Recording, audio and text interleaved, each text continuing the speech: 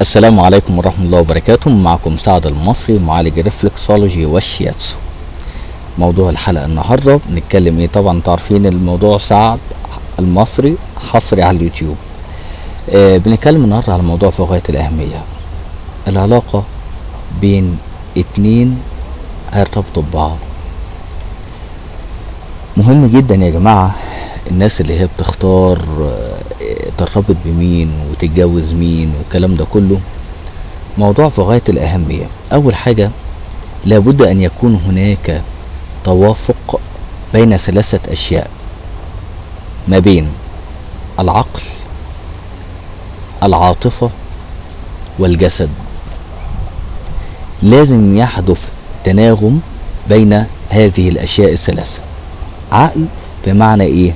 بمعنى إن أنا مقتنع بالشخص اللي أنا هرتبط بيه، أنا مقتنع بالشخص اللي أنا هرتبط بيها اقتناع عقلي، مش هاجي في يوم أندم، ولا تكون غشاوة الحب مراية الحب عامية زي ما بيقولوا، مش شايف عيوبها. لا، اختار الشخص بعيوبه قبل مميزاته.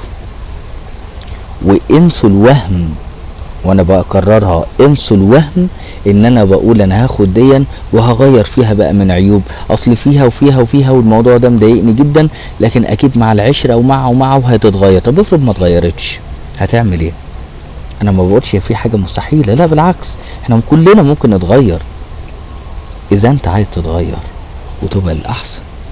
طيب نفترض بقى انها ما اتغيرتش، إيه الحل؟ يحدث الصدمة العاطفية، وبالتالي تحدث المشاكل واللي بينجم عنها أخيرا الطلاق والعياذ بالله والفشل في الزيجة. فعشان كده أنا لازم أخد بالي كويس جدا جدا، أنا بختار مين، أنا بتكلم مع مين، أدرس الشخصية كويس أوي أوي أوي. ده لازم أنا أخد بالي منها جدا جدا. خلاص؟ طيب انا لازم اعرف الشخص اللي قدامي دون شخصيته عامله ازاي. لازم كمان ان هو يقنعني من الناحيه العاطفيه. كل واحد له عواطف، كل واحد عنده فيض من الرومانسيه والمشاعر الجميله اللي عايز يديها اللي قدامه. بس في مشكله كبيره جدا، في ناس بتحب تدي وتاخد.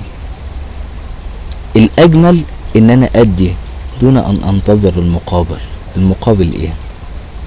طيب لو انا فضلت بقى مستني المقابل، خلاص هدي بس بحرص، وبعد كده همنع خالص. انا بتكلم عموما على الراجل او على الست. لازم لما احب باخلاص، لان بينتج عن هذا الحب طاقة جميلة جدا جدا جدا، بيسموها الطاقة العاطفية، بتصل الى الاخر ويحبك بنفس المشاعر ويتبادل ليك بنفس المشاعر. وعلى فكرة لو انت مش مرتاحة، هو بره كمان هتلاقيه مش مرتاح، بس يمكن انتوا ما بتبحوش لبعض. فلازم ناخد بالنا، راقب تفكيرك، راقبي تفكيرك قدام حبيبك بالذات. صارحوا بعض في كل حاجة، حتى بعد ما تتجوزوا لازم تاخدوا بالكم وكونوا صرحة جدا مع بعض. انا بحب ايه وما بحبش ايه. لازم يكون هناك لغة حوار متكاملة بينكم وبين بعض. لكن كل واحد هيخاف يتكلم او يتكسف او يتحرج، طب وبعدين؟ يبقى احنا كده ما عملناش حاجة. فلازم نكون واضحين، لازم نكون صرحة، لازم نكون كتاب مفتوح، وبلاش الأقنعة المزيفة اللي كل واحد بيلبس قناع ويحاول يقنع اللي قدامه ان هي دي صورته وان ده اقل حاجة عنده، وفي الاخر كل التمثيل ده بيتكشف بعد سنة اولى زواج. فياريت نكون صراحة جدا جدا مع بعضينا. كان معكم سعد المصري معالج الرفلكسولوجي والشياتسو. للتواصل معايا 012 36 90 535 او عن طريق الايميل سعد_استاذ online@yahoo.com. والسلام عليكم ورحمة الله وبركاته.